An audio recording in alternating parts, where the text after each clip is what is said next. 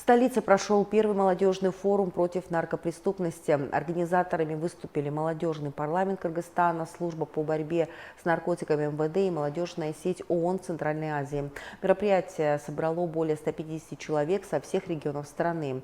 Отметим, что форум прошел в гибридном формате, то есть были участники из других стран, регионов в онлайн-формате. Организаторы отметили, что молодежные организации в последние годы активно сотрудничают с правоохранительными органами в области борьбы с распространением наркотиков.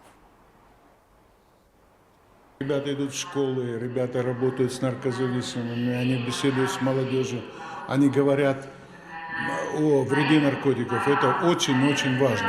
Ну и вот сегодня аудитория, я, например, в своем выступлении буду говорить о том, что такое вообще наркотик, как сделать так, чтобы вообще его не пробовать, понимаешь? Потому что один раз попробовал, очень трудно потом соскочить. Извините за такой термин. Поэтому надо добиваться того, чтобы вообще изменить отношение молодежи прежде всего к наркотикам.